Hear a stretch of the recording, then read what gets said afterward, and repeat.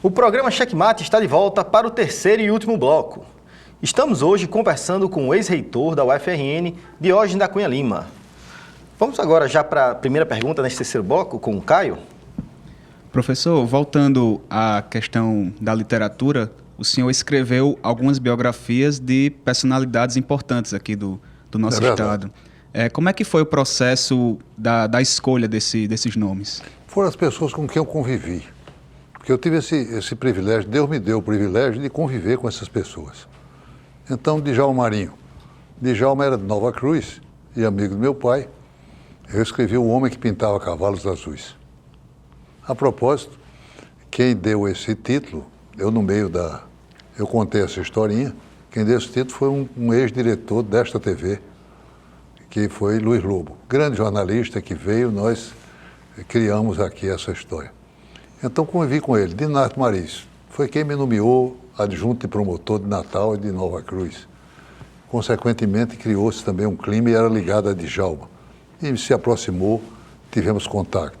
Donivaldo Monte foi a grande figura da minha vida, que trabalhou já comigo na Academia Norte-Grandense de Letras, mas também uma figura humaníssima, cheia de coisas fantásticas. Eu queria sempre pessoa bem-humorada. Dr. Onofre, com quem eu convivi desde o começo. E a cidade de Natal, que eu fiz uma biografia da cidade, porque eu acho que as cidades, tem cidades homem e cidade mulher, cidade masculina e cidade feminina. Por exemplo, o Rio de Janeiro é a cidade feminina. São Paulo é masculina. Paris é feminina. Londres é masculina. Natal é uma cidade feminina. Pelas cores, pela beleza, pela forma, pela curvilínea, no rio, no morro, nas expressões maiores. É uma cidade que gosta de se enfeitar. É uma cidade bonita por natureza. É bonita porque se cria coisas interessantes aqui. Enfim, e a mulher é a parte a maior e a parte mais bonita da humanidade. Então eu dei o título à mulher, tanto que o livro é dividido. O pré-natal, o Natal, a menina, a moça e a mulher. Professor, a respeito das novas gerações que estão escrevendo, né? Estão produzindo literatura com selos alternativos, mesmo numa era muito caracterizada pelas tecnologias digitais, né? Os jovens mesmo estão muito conectados em outras mídias. Como é que o senhor vê essa cena da produção cultural literária ainda no Rio Grande do Norte? Olha, o Rio Grande do Norte, há uma expressão de Bob que eu adotei, que o Brasil é um arquipélago cultural. Ou seja, há umas ilhas chamadas Estado que se separam e não sabem nem o que está acontecendo. Aqui é gente grande de poesia do maior nível. Poesia é quando a palavra atinge a excelência. O nível de excelência se chama poesia. Então, há grandes poetas aqui, desde os velhos que já passaram, aos novos, que estão surgindo. De vez em quando eu tomo um choque com a beleza de um poema de um jovem que às vezes aparece lá, me pede um prefácio, ou me mostra às vezes encabulado de mostrar, como eu mostrava com encabulado também, naquele tempo. Então, uma beleza de coisas que está havendo e há um ressurgimento. Há um ressurgimento de novos e bons escritores do Rio Grande do Norte. Vamos à pergunta agora de Araceli. Professor, eu soube, durante as minhas pesquisas, que tem um fato curioso sobre a data do seu nascimento, que houve uma interferência, do tabelião do cartório. Eu queria que o senhor falasse um pouquinho para a gente. É que o tabelião de Nova Cruz ele gostava do seguinte, ele só registrava um menino pela ordem de chegada. O último menino foi em julho, eu nasci no dia 26, mas o último menino tinha nascido e tinha sido registrado no dia 19. Logo, ele não podia pular para o dia 26. E restou 20. A minha mãe não aceitava isso porque eu estava arriscado a me chamar Ana, porque eu nasci no dia de Santana, 26 de julho. E então dizia, não, seu nome é 26. Eu arrumei a vida dizendo o seguinte, eu vou comemorar 7 dias de comemoração de aniversário. E ainda para confundir mais alguns cronistas sociais, qual é o seu aniversário? Eu dizia 20 ou 26. Aí achei boa ideia, 18 de outubro, 14 de maio, de vez em quando eu vejo numa crônica e recebo um bilhete, uma coisa, não é boa, agradável, uma brincadeira boa, mas ficou isso. E lá em casa já se sabe que é isso mesmo, é a semana do meu aniversário. E ano passado, 2017, o senhor completou 80 anos, não é isso? Diz essa mentira que eu acho que não é verdade, não. Eu só devo ter uns 50, 55. Eu queria fazer uma pergunta, estilo revista de estética, beleza. Qual o segredo da sua juventude? Bom, eu pesquei alguns segredos. Um deles, eu acho que eu me sinto jovem mesmo, é que eu trabalho muito. Eu acordo 4, 5 horas da manhã e vou até 10 horas da noite ativo, com coisas para fazer. Seja de literatura, seja de direito, que eu estudo todo dia, seja no meu escritório, das causas que estou fazendo. Uma das coisas foi essa, mas também faço exercício, faço yoga, estou permanente e sou casado com uma pediatra, de maneira que eu não posso deixar de ser criança. Muito bem. Vamos a mais uma pergunta? Professor, o senhor acabou de dizer aí uma coisa que é muito incentivadora para nós estudantes, que o senhor estuda todos os dias. Infelizmente, a gente tem vivido um cenário onde a pesquisa no nosso país tem sofrido cortes bastante elevados. Eu gostaria de saber a opinião do senhor, como professor, como ex-reitor da nossa universidade, e como o senhor enxerga essa situação da educação e do incentivo à pesquisa no nosso país. Com muita tristeza. O que há é esforço individual, esforço universitário. A nossa universidade é um orgulho brasileiro, porque há pesquisadores, há gente muito séria trabalhando aqui, lutando para fazer crescer esta universidade. Mas o corte de verbas para a educação é uma coisa calamitosa. Eu disse há pouco que eu estou chegando do Japão, e o Japão é um milagre de ressurgimento, porque eles investiram pesadamente em educação e pesquisa. Repare bem, com a Segunda Guerra Mundial ficou destruído o país. O país hoje é líder em muitos setores graças à educação. Não há outro caminho fora da educação e sem verba não vai, sem dinheiro não vai, com professores mal pagos, abandonados, com a pesquisa sendo cortado para atividades menos produtivas do que a educação é produtiva. É a cultura, é a transmissão, a educação é um instrumento de transmissão da cultura, não é outra coisa.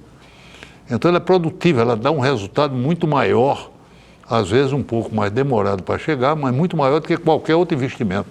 Se não investe na pessoa, o resto nada funciona. Vejo com muita preocupação. Rafael, não é brincadeira o que está acontecendo, vem acontecendo com o Brasil na área da educação e pesquisa. Vamos a mais uma pergunta? Professor, voltando um pouco para a sua época de aluno, professor e reitor da universidade, nesses 3 períodos da sua vida, qual um fato que mais marcou, assim, que mais ficou marcado na sua vida? É difícil dizer, mas eu diria que foi como professor.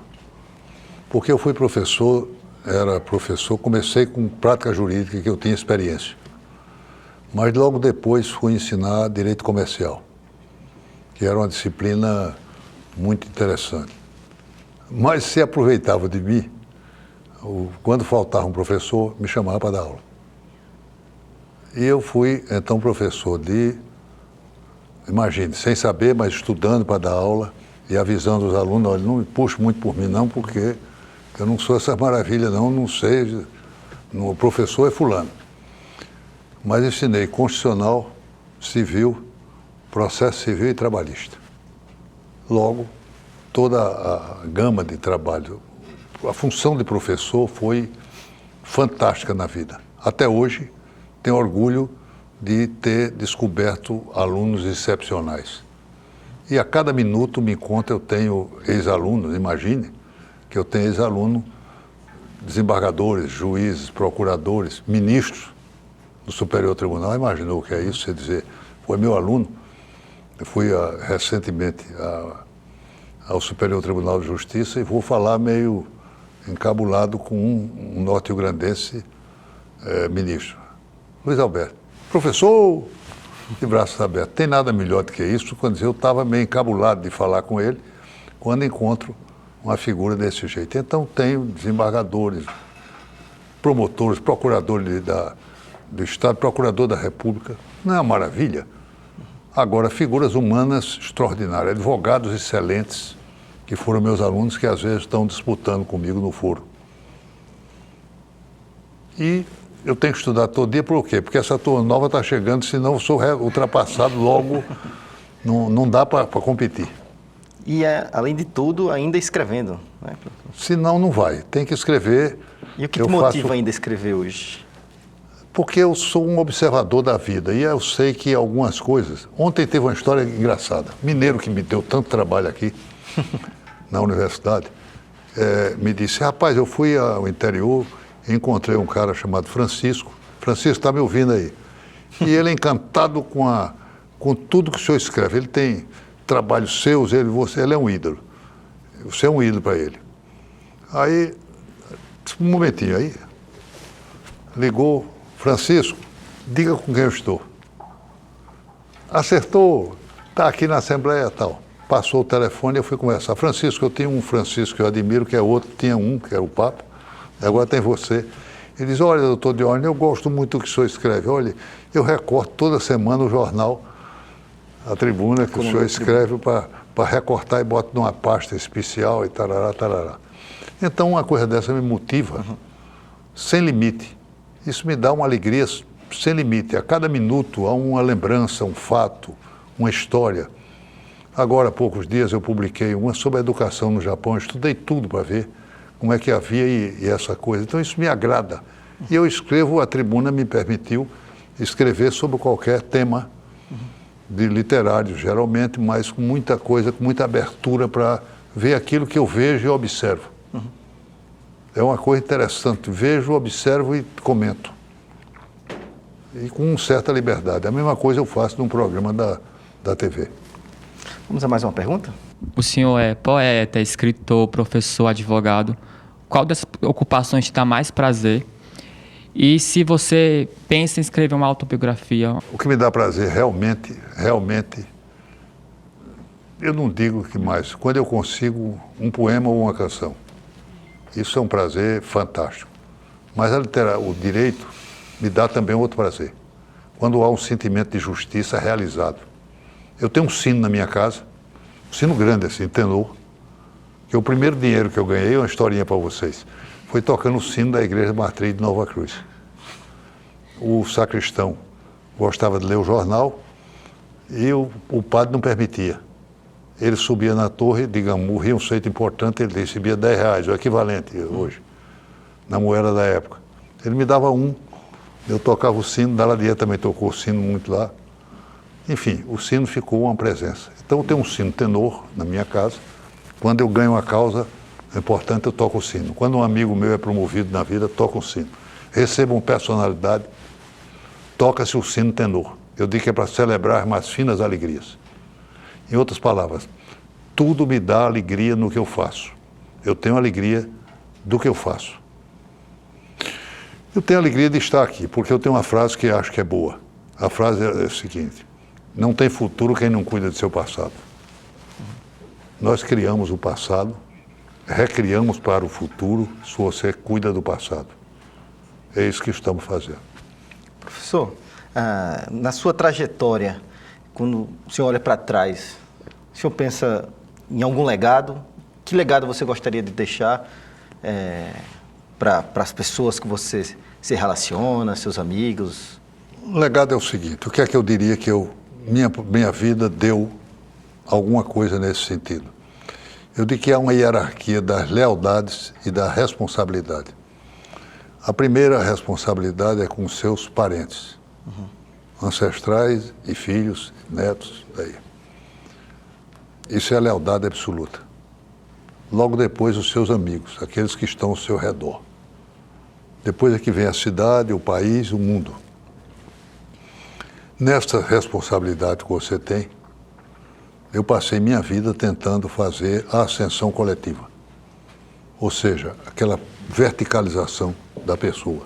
Se eu pude ajudar alguém, aquilo realmente me faz feliz. Então, essa é uma matriz do meu pensamento, do legado que eu penso ter deixado. Algumas coisas que a gente incorpora muitos que já foram embora, esses biografados por mim, e outros que eu pretendo fazer, como Dorian Gray, foi um amigo querido, Veríssimo de Mello, eu incorporo como se eles fossem eu. Eles entram na minha vida como se fosse eu. Depois eu tenho que retirá-los para eu ser eu mesmo. Então, dentro desse quadro, dentro desta visão, eu penso que dei uma contribuição, ainda que pequena, uma célula, uma coisa pequena, menor, mas exercendo a função que me foi tocado. Isso me dá uma alegria muito grande. E eu brinco também com os alunos, quando vou com essa turma de criança que vocês vêm, e mando eles fazerem uma frase que é a seguinte. Qual é a frase? Eu faço uma frase sem verbo. A cada dia, uma alegria. Aí peço aos alunos para colocar o verbo. A cada dia tem uma alegria, a cada dia dê uma alegria. E surja, construa uma alegria, invente uma alegria, promova uma alegria. Enfim, bote o verbo que você quiser, mas use sempre estas palavras. Nós temos que ter a alegria de cada dia. Talvez seja essa a contribuição. Professor, eu queria agradecer demais a sua presença. Infelizmente, nosso tempo está encerrado e convidá-lo para voltar numa outra oportunidade, se possível. Eu agradeço muito de estar aqui, estou muito feliz, sobretudo pelo nível das perguntas que foram feitas e que me tocaram. Nós que agradecemos. O programa Checkmate termina agora. Eu quero agradecer a presença do professor Diógenes da Cunha Lima e também a participação dos estudantes de comunicação social da UFRN. Até o próximo encontro.